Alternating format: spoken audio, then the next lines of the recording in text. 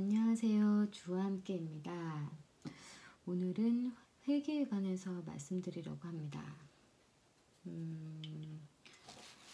회개, 여러분들은 살면서 어떠한 주제로 회개를 하는지 궁금합니다. 예수님께서 죄라고 정하신 부분들이 사람들은 그것이 어떠한 것인지 좀 모르는 경우가 많아요. 특히 요즘에는 이제 큰 죄들, 배도, 살인, 그러한 이제 사회에서 범죄로 지정한 그러한 것들만 죄라고 여기는 분들이 거의 대부분이죠. 심지어는 그러한 죄를 지어도 한 번 구원 영원하기 때문에 천국에 간다고 생각하시는 분들이 거의 대다수죠. 한국교회가 현재 실정에 그렇습니다. 그들은 예수님을 믿는다고 말은 하지만 실제적으로는 믿고 따르는 자들이 아니에요. 예수님께서 정하신 죄는 간음, 음행, 도둑질, 거짓말, 욕, 화, 분노, 질투, 시기, 욕심, 불평, 불만, 이런 거를 저지르는 자들은 모두 지옥 불구덩이에 보내버린다고 말씀하셨습니다. 하나님 왕국을 상속받지 못하는 자들에 대해서 지금 잠깐 살펴보도록 할게요. 이 영상을 보시는 분들은 성경책을 준비하셔서 함께 보시는 것이 좋을 것 같습니다. 이게 또 말로만 듣는 거랑 성경책을 직접 눈으로 보면서 같이 읽으면서 보는 거랑 상당히 다가오는 게 달라요. 그러면 갈라디아서 5장 19절부터 26절까지 읽을 거예요. 갈라디아서 5장 신약입니다. 제가 왜 신약이라고 말하냐면은 구약은 지금 시대에 와서는 지키지 않아도 된다고 말하는 자들이 또 있어요. 어느 교파에서는 제가 예전 같으면 이것도 그냥 대놓고 말하지만 제가 조금 이제 좀 조심스럽게 말씀을 전하도록 하겠습니다. 어느 교파에서는 율법이 폐해졌다고 하면서 그 구약은 아예 치지 않는 그 교파가 있어요. 되게 유명하신 목사님이 대놓고 말씀하시는데 그 예수님께서 돌아가실 때 휘장이 찢어졌다. 그것을 두고서는 율법이 폐해졌다라고 말씀하시는데 분명히 성경에는 율법의 1.1획도 폐하여지지 않았다. 모두 이루어질 것이다 라고 예수님께서 분명하게 말씀하셨습니다. 잠깐, 그럼 이제 제가 이렇게 다 말하다 보면 끝이 안 나요. 갈라디아서 찾아요. 갈라디아서 5장 19절 육신의 일이 드러난 것은 음행과 부정과 방탕과 우상숭배와 마술과 적대와 싸움과 시기와 분노와 경쟁과 분쟁과 이단과 질투와 술 취함과 유흥 등입니다. 내가 전에 여러분에게 경고하였던 것처럼 다시 여러분에게 경고합니다. 이거 함께 읽으실래요? 이런 일을 행하는 자들은 하나님 왕국을 상속받지 못할 것입니다. 이거 정말 충격적인 말씀 아닙니까? 이거는 빼도 박도 못하는 이 신약에, 더군다나 신약에 있는 말씀이에요. 이게 여러분들 성경 진짜라고 믿으시나요? 이 말씀 진짜라고 믿으세요? 최근에 로고스와 레마에 대해서 배우셨죠? 그럼 이것이 레마로 받아들여지시나요?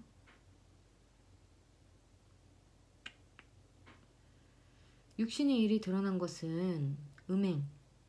여러분, 기독교인분들, 성도분들 똑바로 들어주셨으면 좋겠습니다. 간음 안 하시나요? 바람 안 피시나요? 교회 다니시는 분들에게 제가 묻는 것입니다. 음행 안 하시나요? 야한 동영상 보지 않으시나요? 자신의 아내 이외의 여자와 잠자리를 하지 않으셨나요? 저는 대부분의 기독교인들의 남자들이 이 간음을 했다고 봅니다. 물론 아니신 분들도 있겠지요. 그런데 그런 사람은 매우 소수라고 생각합니다. 특히 한국에서는. 한국은 야한 동영상, 야동이라고 하죠. 거의 안 보는 남성분들이 없으실 거예요. 기독교인 분들도 대부분 보는 걸로 알고 있습니다. 심지어 한국이 얼마나 황당하냐면 한국뿐만 아니죠. 모든 세계라고 볼 수 있는데 그 초등학생들이 야한 동영상 보는 것까지도 정상적인 현상이라고 생각하고 있는 것이 지금 실태입니다. 이것이 현 부모들의 영적 상태인데요. 이것은 완전히 잘못된 것입니다. 어린 순수한 자녀들에게까지 야동 보는 것이 정상적이라고 말한다는 것은 벌써 부모들의 생각조차 썩어버린 것이죠. 제가 이 말을 조절해서 해야 돼가지고 이 야한 동영상이 일단 머릿속에 들어가면 정상적인 생활이 불가능해요. 이게 또 이 얘기로 들어가면 또 길어져서 패스하겠습니다. 아무튼 기독교인들이 야동을 보면서 천국에 갈 생각은 하지 마세요. 절대 말도 안 되는 일이고 있어서도 안 되는 일이라고 말한다면 네 생각이 그렇지라고 말할까봐 이 말을 안 하려다가 했는데 여기 분명히 나옵니다. 음행 그리고 딴 말씀에서는 간음이라고 직접적으로 또 나와요. 그리고 심지어 술 취해도 천국에 못 간답니다. 질투, 유흥, 경쟁하는 거. 사람이 경쟁한다는 것은 상대방을 밟고 일어서겠다는 말이에요. 이 결코 좋은 게 아니에요.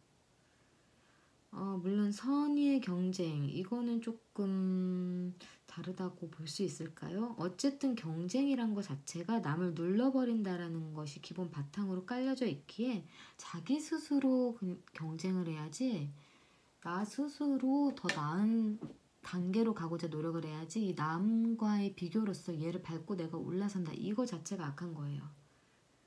분노, 시기, 미움 있는 거니까.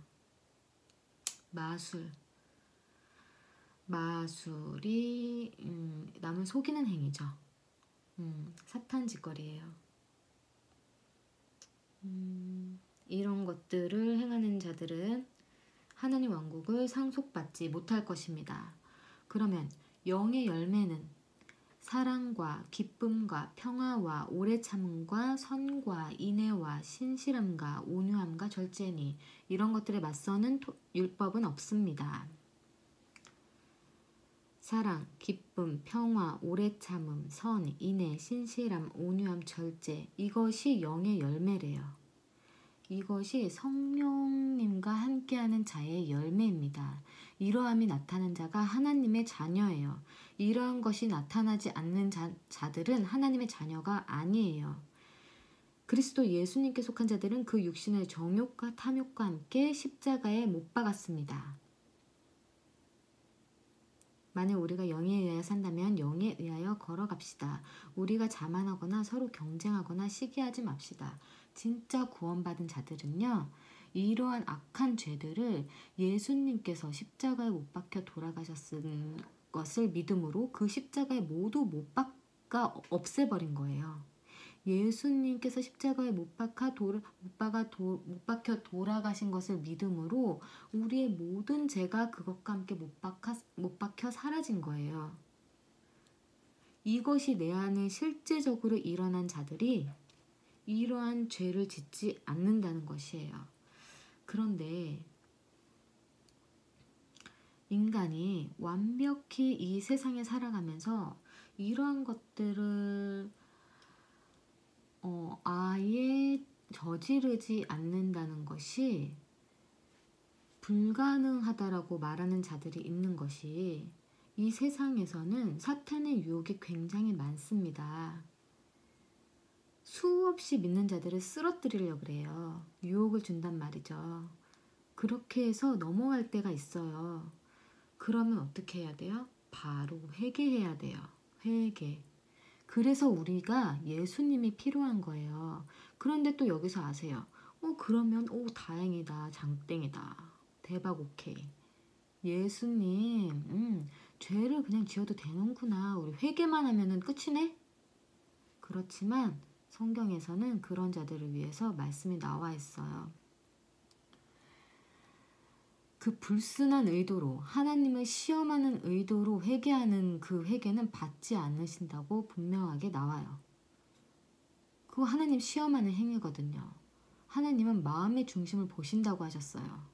벌써 마음의 중심이 벌써 불순한 거예요.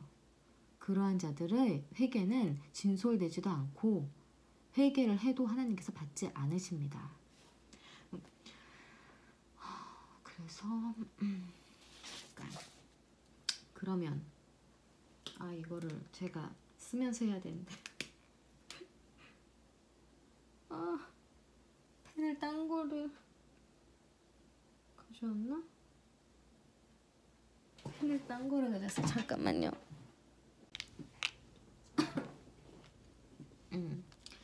그러면 회개의 뜻에 대해서 말씀드릴게요. 회개가 사람들이 지금 착각을 하고 있는데 울며 불며 기도하면서 용서해 주세요 라고 애원하는 게 회개라고 알고 있더라고요. 여러분, 그것은 회개가 아니에요. 그건 그냥 내가 용서받고 싶어서 그냥 애통해 하는 거지, 그건 진정한 회개가 아니고요. 회개는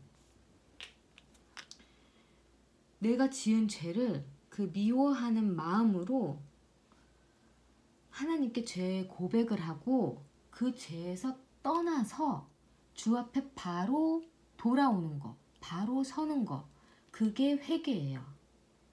그게 진정한 회개예요. 실제 사전을 찾아보셔도 사전적 의미도 그렇게 나와요. 죄에서 떠나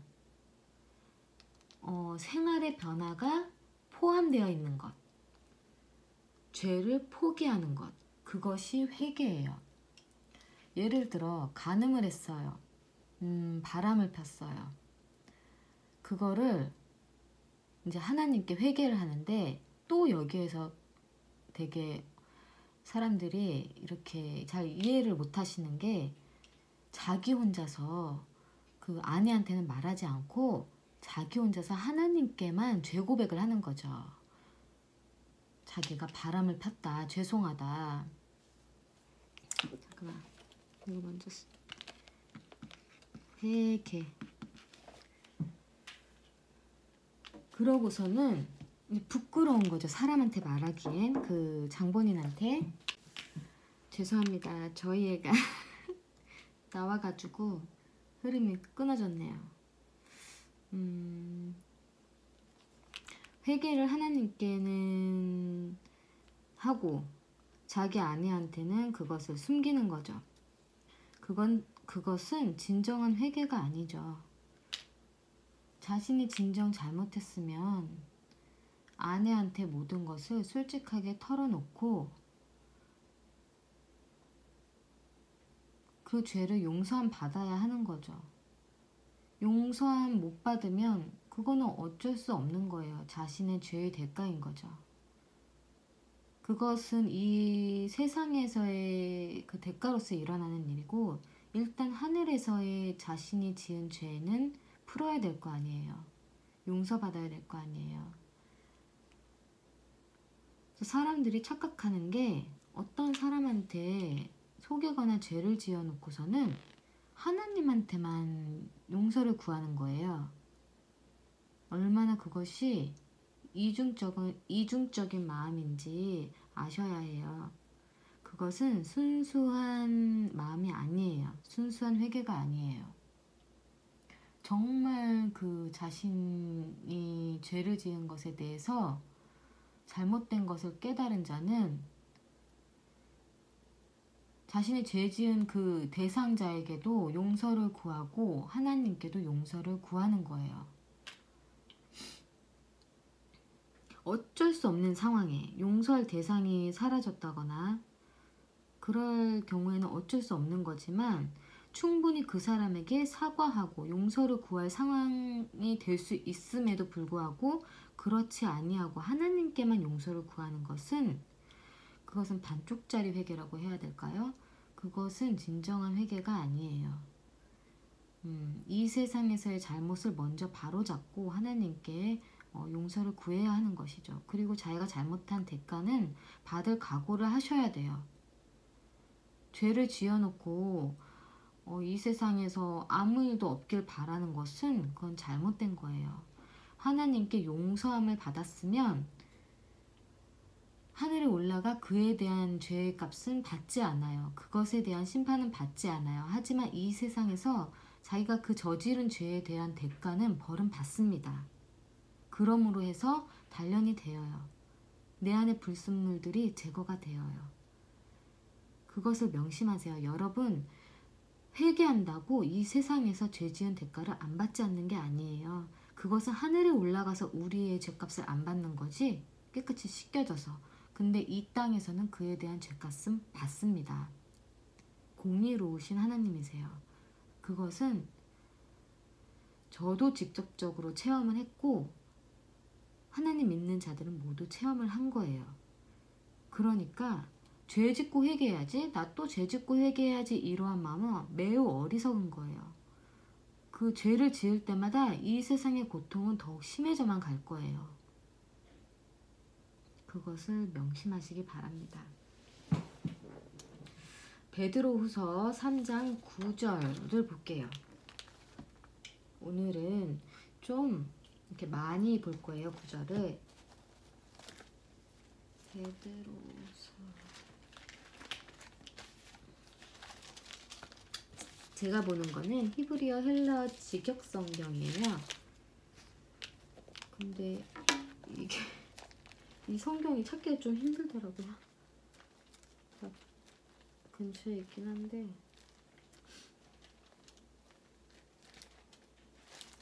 베드로후서 3장 9절. 어떤 사람들은 주님께서 약속을 더디 지키신다고 생각하지만 주님께서 더디신 것이 아니라 여러분을 참으시는 것입니다. 그는 아무도 멸망하지 않고 모두 회개하기를 바라십니다. 이 말씀이 뭐냐면 예수님께서 오시는 것이 지금 왜 이렇게 안 오시냐, 지금 목 빠지게 기다리는 사람들이 많아요. 특히 환난전 구원을 믿는 자들은 오늘 내일이라도 온다고 생각하고 있어요. 여러분, 제 영상을 보시는 분들은 환난 후 휴거임을 모두 알고 계실 거예요. 그렇게 또 이것에 대해서 말하고 싶은데 또 그러면 길어지니까 패스하고, 아무튼 모두 회개하기를 바라십니다. 예수님께서 더디 오시는 것이 한 명이라도 더 회개하여서 구원받게 하기 위함이라는 것을 아세요. 여기 분명하게 나오죠. 그리고 또 요한계시록 3장. 지금 보는 것이 모두 신약이에요. 요한계시록 3장.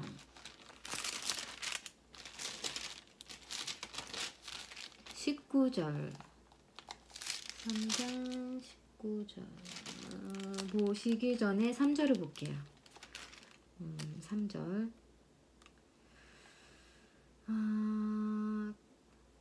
그러므로 내가 어떻게 받았으며 들었는가를 기억하여라. 그리고 지키고 회개하여라. 만일 내가 깨어있지 않으면 내가 도둑처럼 내게 갈 것이다. 너는 내가 어느 때에 내게 갈지 알지 못한다. 여기 내가 깨어있지 않으면 내가 도둑처럼 내게 갈 것이다 그러셨잖아요. 근데 하나님께서, 예수님께서 깨어 있으면 이 세상이 돌아가는 상황들을 보고 예수님이 올 시점이라는 것을 알라고 하셨어요. 그 마지막 때에 대한 마지막 때 일어날 상황들에 대해서 다 설명을 해주셨거든요.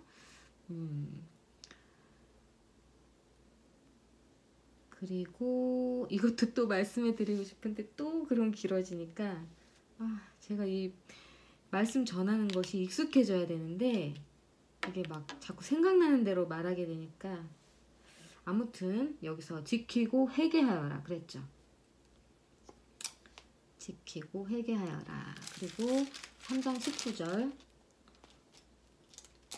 19절 나는 내가 사랑하는 자일수록 책망하고 훈계한다. 그러므로 열심을 내고 회개하여라.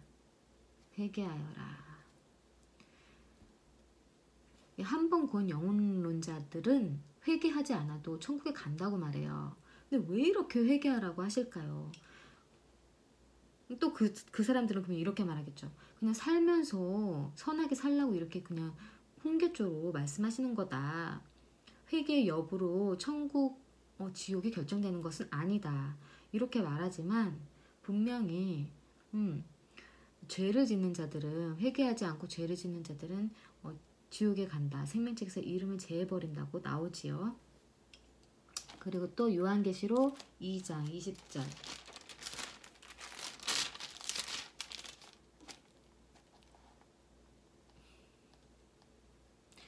2장 5절 볼게요. 5절 그러므로 내가 어디에서 떨어졌는지 기억하고 회개하여 내가 처음 하였던 일들을 다시 하여라. 만일 내가 회개하지 않고 그렇게 하지 않으면 내가 내게 가서 내 등잔대를 그 자리에서 옮길 것이다. 여기에서 말씀하시는 등잔대는 구원을 말씀하시는 거예요. 여기 뭐라고 나오죠? 내가 회개하지 않고 그렇게 하지 않으면 처음 하였던 일을 다시 하지 않으면 내가 너에게 가서 너의 등잔대를 그 자리에서 옮길 것이다. 구원을 뺏겠다는 말씀이세요. 분명하게 나오죠 여기에. 그리고 이 니골라당에 대해서 제가 영상을 올린 적이 있는데 이 니골라당은 이 시대에 한 번 구원 영원하다고 주장하던 당이에요. 그렇게 정확하게 나와요. 니골라당, 네가 잘하는 것이 6절이에요. 네가 잘하는 것이 내가 니골라당의 일들을 미워하는 것이다. 나도 그 일들을 미워한다. 그리고 또 귀 있는 자는 영의 교회들에 하는 말을 들어라. 이기는 자에게는 내가 하나님의 동산에 있는 생명나무에서 나는 열매를 주어 먹게 하겠다. 이기는 자가 세상을 이기는 자를 말씀하시는 거예요. 사탄을 이기는 자. 2장 20절 계속 요한계시록 2장 20절이에요. 그러나 나는 내게 지적할 일이 있으니 너는 이세벨이라는 여자를 그냥 놔두고 있다. 이세벨 저희 영상 보신 분들 아시죠? 이세벨 그 우상 숭배하는 여자. 이세벨이라는 여자를 그냥 놔두고 있다. 그녀는 예언자로 자처하고 내 종들을 가르쳐서 치우치게 해. 하나님의 종들을 가르쳐서 치우치게 해. 음행하게 하고 우상에게 바친 재물을 먹게 하다. 하나님의 사람들을 치우치게 해서 우상 숭배한 여자예요. 우상 숭배하게 한 여자. 나는 그녀에게 무엇할 시간을 주었냐면 나는 그녀에게 회개할 시간을 주었지만 그녀는 자신의 음행을 회개하려 하지 않았다. 보라 내가 그녀를 침상에 내던질 것이다. 또 그녀와 가늠하는 모든 자도 그녀와의 일들에 대하여 회개하지 않으면 큰 고난에 내던질 것이다. 또 그녀의 자녀를 내가 죽일 것이다. 아까 전에 제가 회개해도 벌을 받는다고 했는데 회개하지 않으면 더 큰 벌을 받아요. 회개하지 않으면 여기에 큰 고난에 내던질 것이라 하셨죠. 성경에 보시면 회개한 자들도 그 죄에 대한 대가는 받아요. 특히 다윗이 엄청나게 회개했잖아요. 간음하고 살인한 거에 대해서. 그런데 다윗이 그 후에 엄청난 벌을 받아요. 거의 막 그냥 집안이 거의 무너지는 그런 거? 자식도 죽고 엄청 고통 속에 살아요. 그것을 목사님들은 말씀하시지 않으세요. 그냥 용서받았다 하고 땡인데 다윗이 용서받기까지 용서하고 나서 그 고통이 어마어마한 고통을 겪었고 그래서 다윗이 평생 주를 섬기며 자신의 모든 것을 주 앞에 맡기고 모든 백성들이 주를 섬기게 만들어서 겨우 회개를 받아서 천국에 갔어요. 그리고 23절 또 그녀의 자녀를 내가 죽일 것이다. 그러면 모든 교회는 내가 사람의 생각과 마음을 살핀다는 것을 알게 될 것이다. 나는 너희 일들에 따라 각각 갚아줄 것이다. 회개하지 않으면 큰 고난에 내던질 것이다. 회개하지 않으면 큰 고난과 함께 결국은 지옥에 가죠. 회개하면 죽고 나서 천국에 가지만 이 세상에서 그에 대한 값은 어느 정도 받아요. 하지만 회개하지 않으면 어마어마한 벌을 받게 되는 거죠.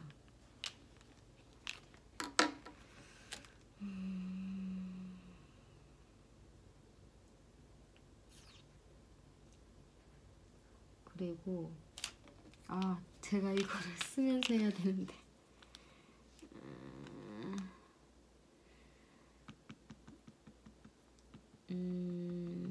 불의한 자들을 한번 잠깐 고린도전서 6장 9절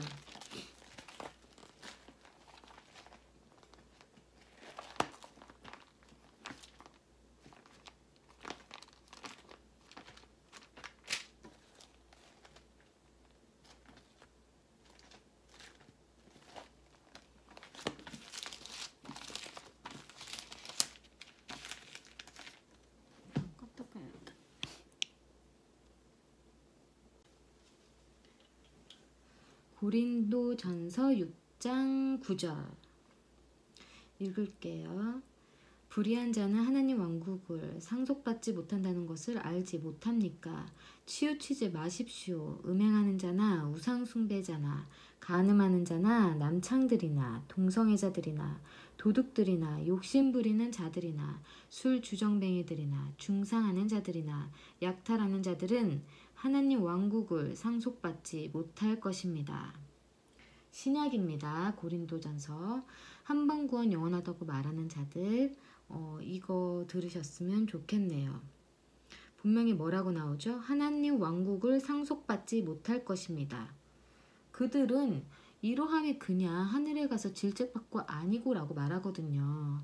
이러한 행위들은 그냥 하늘나라 가서 질책을 받는데요. 그런데 되게 황당한 게 천국에 가서 구원받은 자들은 질책받지 않아요. 성경에 나와요.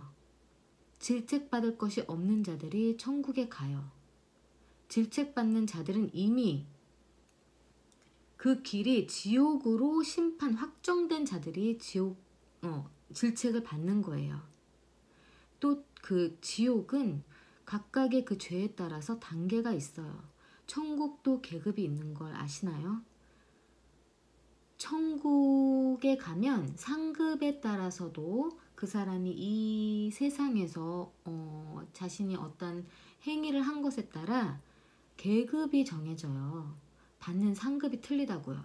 마찬가지로 지옥 또한 마찬가지예요. 죄 지었다고 모두 똑같은 것이 아니라 중한 죄, 그보다 좀 덜 중한 죄, 단계가 있어요. 그래도 지옥에 간다는 것 자체가 거의 상상할 수 없을 정도의 그 영원한 고통 속에 머무는 거기 때문에 절대 가지 말아야 할 곳이 지옥이에요. 절대. 내가 죽는 한이 있어도 라고 말하죠. 가장 강력하게 말할 게 그거밖에 없어가지고 어떠한 일이 있어도 내가 죽는 한이 있어도 가지 말아야 할 곳이 지옥이에요. 이 세상은 잠시 잠깐 있다 가는 곳이잖아요. 지옥은 영원한 곳이에요. 빠져나오려고 해도 빠져나올 수 없고 한번 심판이 정해지면 되돌이킬 수 없어요. 너무나 무서운 것이 심판대 앞이라는 것을 아셔야 돼요. 회개를 해도 이 땅에서밖에 없는 거예요.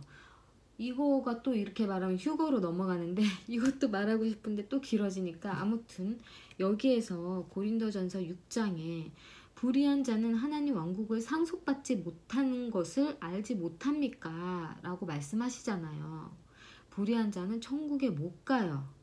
그래서 우리가 회개해서 매일매일 흰옷을 입어야 돼요. 이게 흰옷이 더러워진 상태로 예수님이 오시면 모두 지옥 가요. 이것을 우리 더러워진 옷을 회개를 해서 예수님의 피로 씻어야 돼요. 회개는 또 예수님의 피로 우리가 씻는 거예요.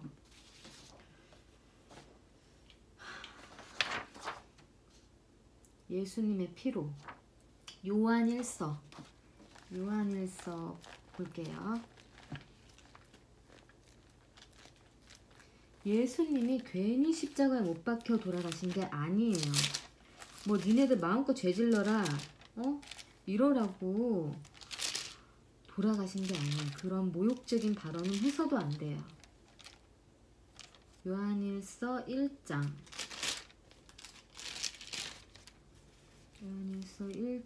9절 9절이 아니라 5절 볼게요. 5절부터 우리가 그에게서 듣고 여러분에게 전하는 말씀은 이것이니 하나님은 빛이시라 그분 안에는 어둠이 전혀 없다는 것입니다. 만일 우리가 그분과 하나님과 교제한다면서 어둠 속에서 걸어간다면 그것은 우리가 거짓말을 하는 것이며, 이 말이 무슨 말이냐면 자기가 어둠 속에서 걸어가면서 나 하나님과 교제해, 이 말은 거짓말을 한다는 말이에요. 만일 우리가 그분과 하나님과 교제한다면서 어둠 속에서 걸어간다면 그것은 우리가 거짓말을 하는 것이며 진리를 행하지 않는 것입니다. 어둠 속에 걸어간다는 것 자체가 하나님과의 교제가 끊어진 것을 말하는 거예요. 7절 그러나 그분이 빛 안에 계신 것처럼 우리가 빛 안에서 걸어간다면 우리는 서로 교제를 하는 것이고 그분의 아들 예수님의 피가 모든 죄로부터 우리를 깨끗하게 하실 것입니다. 모든 죄로부터. 사람들이 생각해요. 내가 이렇게 큰 죄를 저질렀는데 과연 용서받을 수 있을까? 이 생각은 사탄이 주는 생각이에요. 이 세상에 용서받지 못할 죄는 없어요. 그런데 또 여기에서 성경에 하나를 넣으셨죠. 성령 회방죄라고 있어요. 그것은 용서받지 못한다고 나와요. 그러면 사람들이 왜 성경은 이 말했다 저 말했다 해. 우리가 자식들한테 너 이거 절대 하지 마. 이 모든 거 절대 하지 마. 너 이거 했다가는 나한테 혼날 줄 알아.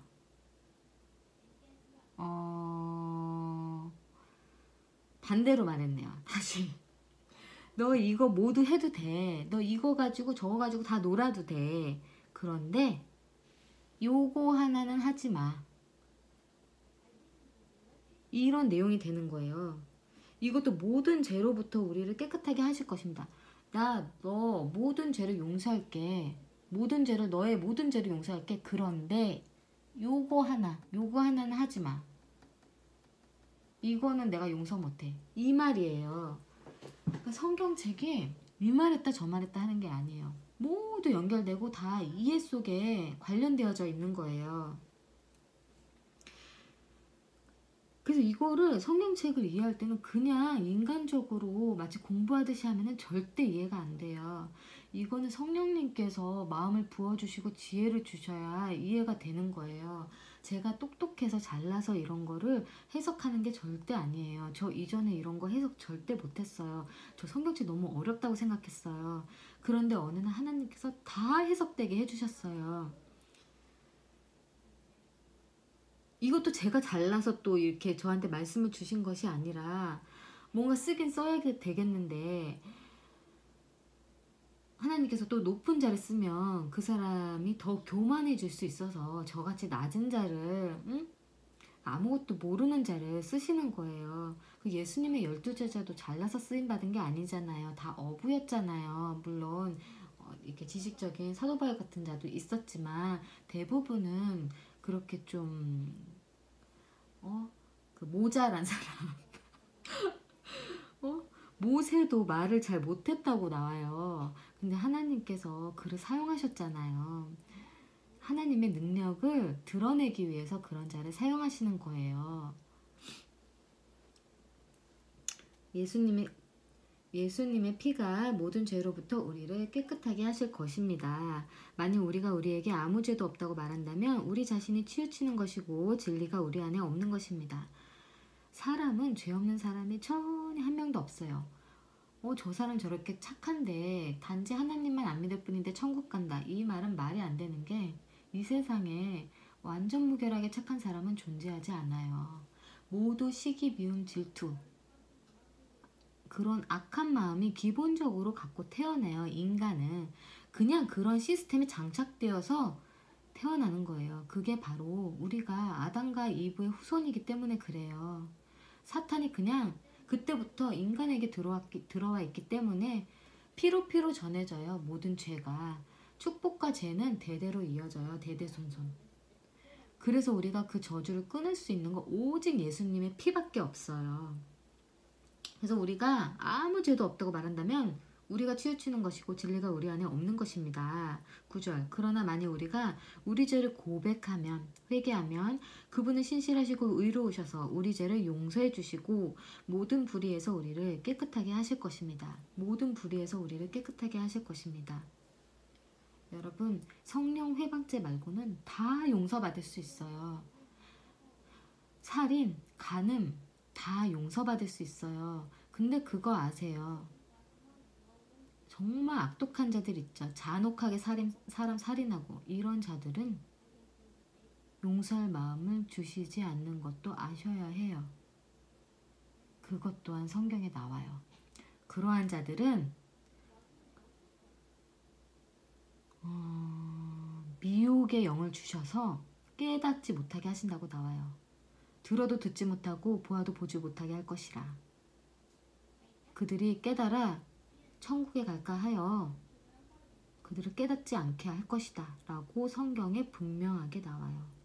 그러니까 이단들은 그러한 모든 성경 말씀을 같이 보는 것이 아니라 어느 한 구절만 딱 뽑아서 그냥 그것만이 진리고 나머지는 모두 다 버리는, 그렇게 해서 이단이 형성되는 거거든요. 참, 그래서 이 성경을 해석하는 데에 있어서는 굉장히 조심하셔야 돼요. 이 많은 성경을 어떻게 다 알겠어요? 이거 막 40번 읽고 이런 사람들도 막상 대화해보면 몰라요. 이런 말씀이 거기 성경 안에 있다는 것조차 모르는 사람들이 굉장히 많아요. 40번이나 읽었는데, 심지어 그보다 더 많이 읽었는데도 몰라요. 심지어 그것을 읽었는데도 그 뜻이 무엇인지 몰라요. 이것이 성령님께서 거하는 자랑 거하지 않는 자가 성경을 보는 것의 다름이에요. 그러면 성령님을 진짜 받으려면 어떻게 해야 되는지 아세요? 그거는 또 이걸 마저 읽고 할게요. 잠깐. 9절. 그러나 만일 우리가 우리 죄를 고백하면 그분은 신실하시고 의로우셔서 우리 죄를 용서해 주시고 모든 불의에서 우리를 깨끗하게 하실 것입니다. 만일 우리가 죄를 짓지 죄송합니다. 이게 영상이 끊겨가지고요.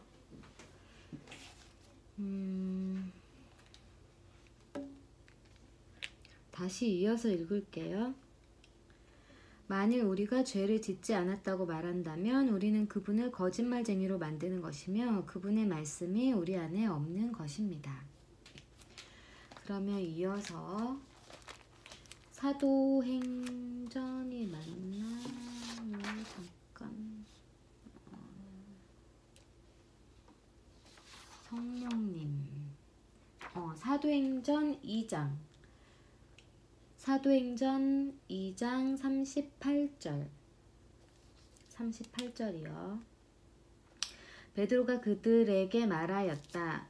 회개하십시오. 그리고 여러분 각자가 예수 그리스도의 이름으로 침례받아 여러분 죄들의 용서를 받으십시오. 그러면 여러분이 성령을 선물로 받을 것입니다. 성령을 어떻게 받냐 궁금해 하시는 분들이 상당히 많으세요. 저희 강아지가 죄송합니다. 잠깐만요. 교회 열심히 다닌다고 성령님 받는 거 아니에요. 그렇다고 또 오해하지 마세요. 교회 다니는 거 되게 굉장히 중요해요. 무리에 속해 있어야 돼요.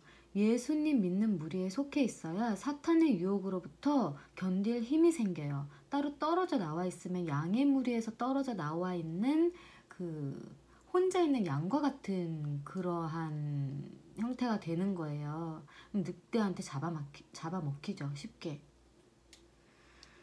제가 말해드리는 것은 교회가 중요하지 않다는 게 아니라 가장 중요한 것은 우리 안에 성령님이 있는 것이 우선순위가 된다는 말이에요. 성령님 없이 교회 다니는 것은 헛짓거리예요.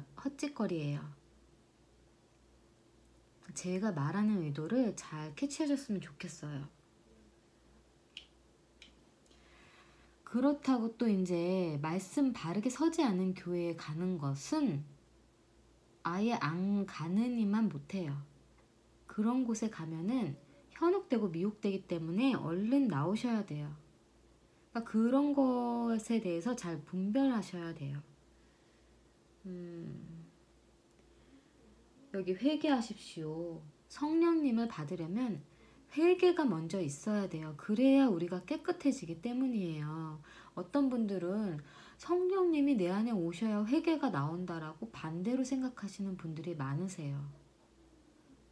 이 내 안에 깨끗게 되지 않으면 성령님이 안 오세요. 그러니까 이것도 이게 포괄적인 그 의미가 또 되는데, 이거를 어떻게 설명해 드려야 되냐면, 그러니까 구원을 받으려면 회개가 먼저 있어야 돼요. 회개가 먼저 있어야 우리가 구원을 받아요. 그러니까 그 구원을 받은가 동시에 이제 그 성령님이 내주하게 되시는 거죠. 내 안에 오시는 거예요. 그럼으로써 내가 교회가 되는 거예요. 성전이 되는 거예요. 교회는 예수님 믿는 무리가 2명 이상일 때를 교회라고 그 무리를 지칭하는 것이니까, 너희 그 몸 자체가 성전이니라 하셨거든요. 회개가 없으면 성령님도 거하지 않으세요. 그런데 일단 성령님이 내 안에 이제 회개를 통해서 성령님이 거하게 되셨어요. 살다 보면 죄를 지을 수 있잖아요. 그럼 완전히 성령님이 떠나시는 게 아니에요. 성령님은 양의 개념으로 계세요. 이것도 이러면 말하면 또 길어지는데. 말 나온 김에 잠깐 말해드리고 가면, 성령님은 우리 인간처럼 1명, 2명 이렇게 한 객체로서 있는 게 아니에요. 양의 개념으로 계시거든요. 어느 정도 있고 많이 있고 적게 있고. 그래서 죄를 자꾸 짓잖아요. 성령님이 충만한 상태에서 점점 빠져나가요. 연기라고 해야 될까요? 그 성령님이 점점 빠져나가면 죄에 대한 그 심각성, 그런 것도 무뎌지고 경고성, 이런 것들이 이제 점점 사라지는 거예요. 죄에 대해서 점점 무감각해진다는 것은 내 안에 성령님이 점점 빠져나가서 거의 없다라는 것이에요. 그러니까 하나님은 구원받은 자에게는 회개할 기회를 계속 주세요. 회개하면서 우리가 깨끗한 옷을 입고 흰 옷을 입고 서 있어야 이게 정상적으로 유지가 되는데, 계속 더럽혀지잖아요. 그럼 내 스스로가 죄에 대한 깨달음도 무뎌지는 거예요. 점점 없어지는 거예요. 그럼 결국엔 내가 시커멓게 되면 이제 완전히 깨달을 기회조차 없게 되는 거예요. 그때 최종적으로 마지막으로 회개하지 않으면, 회개를 못하게 된다고도 할 수 있죠. 그러면 생명책에서 이름이 지워지는 거예요.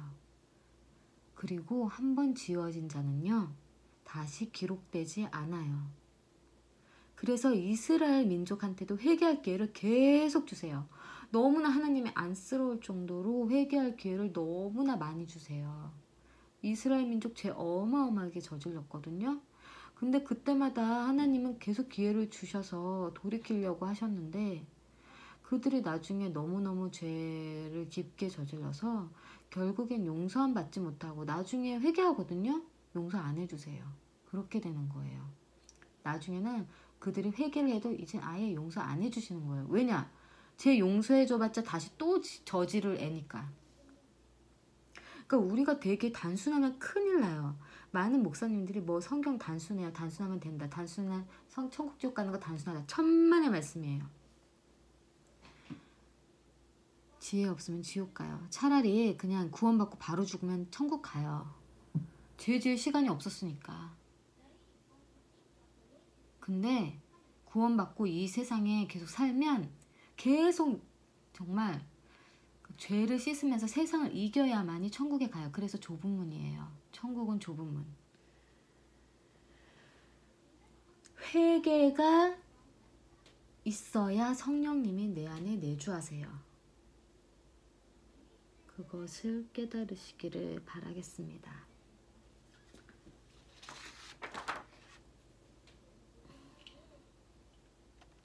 히브리서 6장을 볼게요.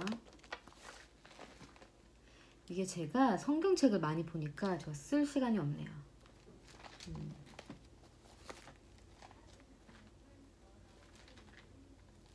히브리서 6장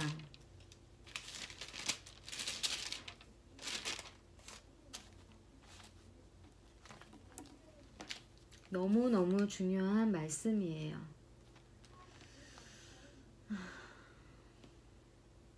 6장 4절 보겠습니다. 죄송합니다.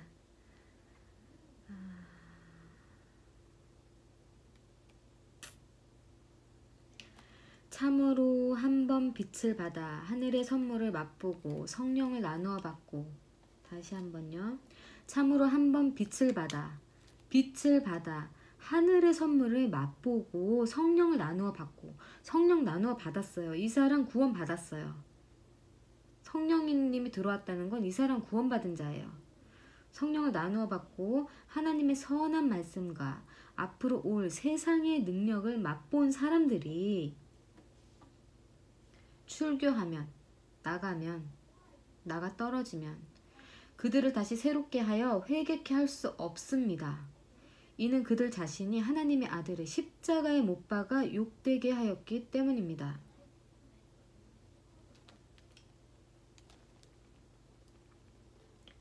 다음 읽을게요. 7절. 참으로 땅이 자주 오는 비를 흡수하여 경작하는 사람에게 유익한 농작물을 내면 하나님께로부터 복을 받지만, 그러니까 유익한 농작물을 내면, 자주 오는 비를 흡수하여 말씀을 받고 성령님을 받고 그렇게 해서 유익한 농작물, 결과물, 열매를 내면, 좋은 열매를 맺으면 하나님께로부터 복을 받지만, 가시나 엉겅퀴를 내면 그 땅은 버림받고 곧 저주받아 결국 어떻게? 불타게 될 것입니다. 지옥 가는 거예요. 버림받아서 지옥 가요. 좋은 열매 맺지 않으면 버림받아서 지옥 가요. 여러분, 미지근해도 지옥 가요. 천국 가는 거 정말 어려운 거예요. 여러분, 하버드 가기 어렵죠. 서울대 가기 어렵죠. 천국 가는 거 어려운 거예요. 그들 좋은 대학 가기 위해서 삶의 모든 쾌락 버리고 죽어라 공부만 하죠. 심지어 잠자는 것도 아끼면서 공부만 해요. 그런데요, 천국 가는 건 그보다 더 어려워요. 그러한 대학은, 좋은 대학은 노력하면 갈 수 있어요. 노력하면. 죽어라 노력하면. 근데 있잖아요, 천국은요, 노력을 뛰어넘어서 내 안에 순수하고 선한 마음이 있어야 돼요. 노력만으로는 될 수 없는 거예요. 참 이것이 참 오묘하고 신비로운 건데, 이걸 그냥 단순하게 가르쳐 드릴 수는 없어요. 이것은 성경을 배우면서 스스로 깨닫게 되는 거예요. 이게 한 번에 탁탁탁 알게 되는 게 아니라 모든 말씀이 조합되어서 내 안에 그 진리가 형성이 되는 거예요. 그러면서 깨달음이 오는 거예요. 그러니까 이게 이단들이, 겉으로만 성경을 핥는 사람들은 절대 깨달을 수 없어서 지 맘대로 그냥 맘대로 해석을 해버려요. 그래서 나중에 다른 말씀 들이대면 안 맞는 거예요. 자기들도 잘못된 것을 알아요. 근데 돌이킬 수 없는 거죠. 다시 돌이키면 자기 자존심 상하니까. 그러면서 또 자기 안에 성령님이 없으니까 그것을 다시 돌이키려고도 하지 않아요. 그러니까 이게 엮이고 엮이는 건데, 말씀들이. 근데 저는 말씀드리고 싶은 것은 깨끗하게 하나님 앞에 깨끗하게 서는 것밖에 방법이 없어요. 그러한 자들은 깨달음을 주세요. 이게 또 하나님 구원을 받은 사람들이 출교하면,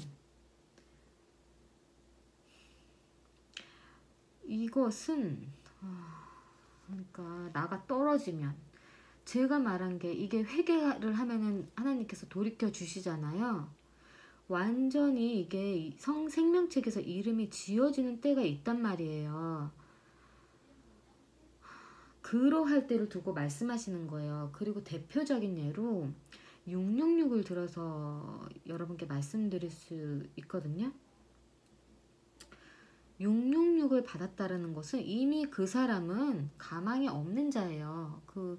죄 가운데 속한 자예요. 다른 진리에 미혹된 자예요. 그러한 자들이 666을 받아요. 주의 진리의 복음에 서 있는 자는요, 목에 칼이 들어와도 666을 받지 않고 그러할 상황이 또 안 되게 하세요. 그러니까 666을 막 강제로 받게 하는 경우는 없어요. 왜냐면 그 나라의 그 체계라 그럴까? 뭐라 그러지? 그 강제로 한다면은 반발이 일어나서 그렇게 강제로 받게 할 수가 없어요. 그러니까 모든 사람들이 많이 받게 해야 되는데, 사탄이 받게 해야 되는데, 그러려면은 선하게 다가와야 돼요. 하나님의 모습으로. 이게 사탄의 모습으로 오면은 들고 일어나거든요. 그리스도인들이 과격하게 이렇게 뭉쳐가지고 들고 일어나서 대적한단 말이에요. 그래서 사탄은 선한 모습으로 광명의 천사의 모습으로 다가온다고 하셨어요. 그래야 많은 기독교인들이 넘어가서 666을 받거든요. 666이 하나님의 표인 줄 알고 그렇게 속여요. 그래서 강제적으로 받게 할 수는 없어요. 강제적으로 한다면 벌써 이게 사람들이 머리가 없는 것이 아니면은 이게 그 사탄의 것이라는 것을 알거든요.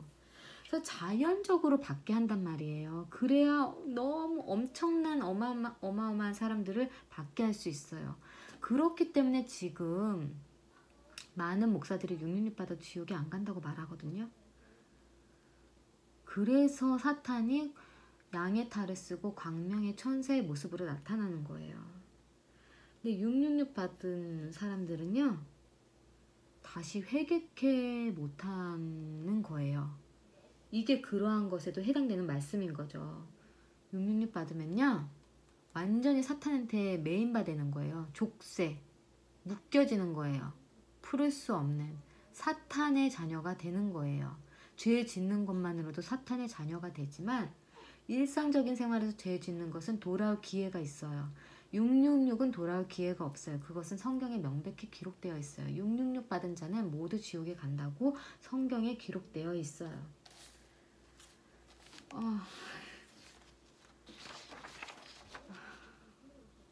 오늘 여기까지 해야 될 것 같아요. 너무 힘이 드네요. 정말 모사님들 대단하십니다. 머리가 띵해요. 잠깐. 일단 요거를 좀 말씀드리고 마무리 해야 되겠네요. 잠깐만, 그 히브리서 5장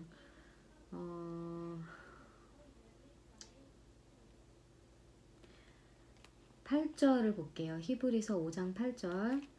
그는, 예수님을 말씀하시는 거예요. 그는 아들이심에도 불구하고 고난을 겪음으로 순종을 배우셨습니다. 고난을 겪으셨죠. 예수님은 정말 너무나 큰, 우리와 비교도 안 되는 고난을 겪으셨죠. 십자가에 못 박혀 죽으시고, 당신이 왕이심에도 정말 무시와 침뱉음과 구타를 당하셨어요. 채찍질과. 이게 우리가 말하는 거랑 실제로 당하는 거랑은 너무나 큰 차이가 있잖아요. 그리고 완전해지셔서 고난을 겪음으로 순종을 배우시고 완전해지셔서 자기에게 순종하는 모든 사람에게 영원한 구원의 근원이 되셨습니다. 어떤 사람에게? 순종하는 모든 사람에게 영원한 구원의 근원이 되셨다고 나와요. 불순종한 자는 구원과는 관계없는 자들이에요. 한 번 구원 영원하다 하는 자들은 다 거짓된 자들이에요. 제가 말하는 게 아니죠. 여기에 분명하게 나와요. 성경 말씀, 주의 말씀에. 그리고 신명기 29장 20절 구약을 볼게요.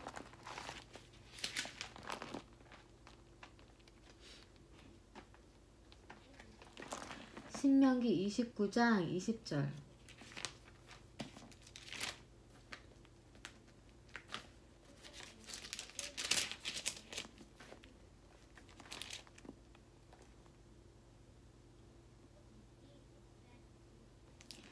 여호와께서 그를 용서하려고 하지 않으실 것이다. 참으로 그때 여호와의 진노와 질투가 그 사람에게 불타서 연기를 내고 이 책에 쓰인 모든 저주가 그에게 머물 것이다. 그리고 여호와께서 하늘 아래에서 그의 이름을 지우실 것이다. 제가 아까 전에 말씀드렸죠. 이전에 그를 용서하려고 하지 않으실 것이다. 게다가 그의 이름을 지우실 것이다. 하늘 아래에서 그의 이름을 지우실 것이다. 이런 말씀을 모르는 자들이 너무나 많아요.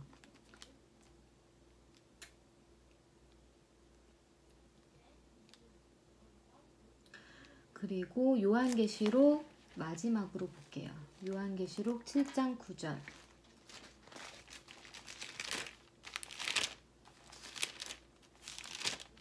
신약 요한계시록 7장 9절.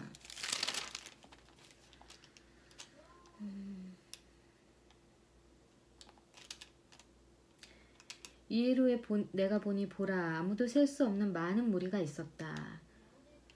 그들은 모든 이방 나라와 민족과 백성과 언어에서 나온 자들인데 흰옷을 입고 손에는 종려나무 가지를 들고 보좌와 어린 양 앞에 서서 큰 소리로 외쳤다. 이르기를 구원은 보좌에 앉으신 우리 하나님과 어린 양께 있습니다.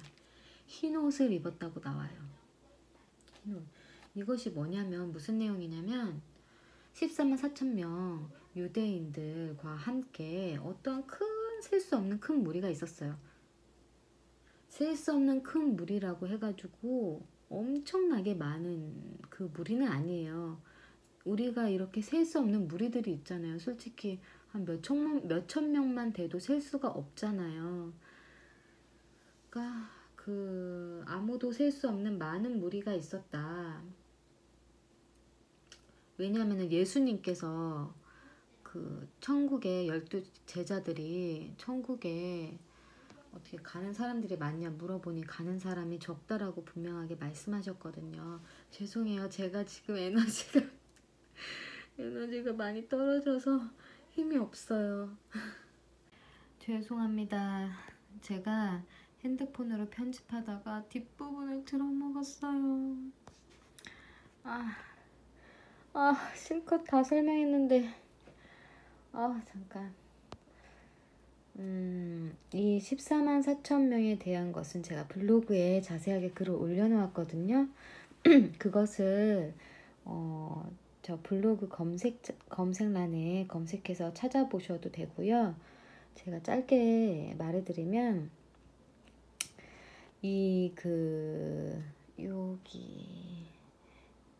아무도 셀 수 없는 많은 무리, 이 모든 이방 나라와 민족과 백성과 언어에서 나온 자들, 흰옷을 입고 이 자들이 누구냐면 저희들이에요. 13절에 이 흰옷 입은 자들이 누구며 어디에서 왔느냐? 내가 그에게 말하였다. 어르신 당신께서 아십니다. 그러자 그가 내게 말하였다. 이들은 큰 고난에서 나온 사람들이다. 대환난을 통과한 자들이에요. 그들은 어린 양의 피에 자신들의 옷을 빨아 희게 만들었다. 예수님의 피에 우리들의 죄를 빨아서 희게 만든 거예요. 그러므로 그들은 하나님의 보좌 앞에 있어 하나님의 성전에서 밤낮으로 하나님을 섬기고 보좌에 앉으신 분께서는 그들 가운데 거하실 것이다. 그들이 다시는 굶주리지 않고 목마르지 않으며 태양이나 어떤 뜨거운 열도 그들을 내리쬐지 못할 것이다. 이는 보좌 가운데 계신 어린 양께서 그들을 다스리시고 그들을 생수의 샘들로 인도하실 것이며 하나님께서 그들의 눈에서 모든 눈물을 씻어주실 것이기 때문이다. 이 14만 4천 명은 유대인들이에요. 14만 4천 명. 나는 인장 찍힌 자들의 수가 14만 4천 명이라고 들었는데 인장 찍힌 자들은 이스라엘 자손의 모든 지파 출신이었다. 신머지들은 이 14만 4천 명이 자신이라고 그러죠. 그런데 여기 분명하게 성경책에 나와 있답니다. 이스라엘 자손의 모든 지파 출신이었다. 그리고 쭉 이스라엘 이 14만 4천 명에 해당하는 이스라엘 모든 지파들이 여기 이렇게 자세히 나와요. 근데 이러함을 많은 목사님들도 모르세요.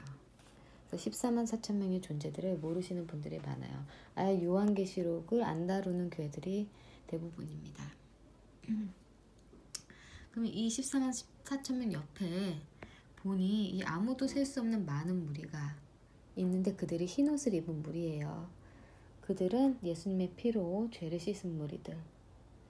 옷을 빨아 희게 만들었다. 흰 옷을 입은 무리들, 그리고 이들이 이렇게 하늘나라에서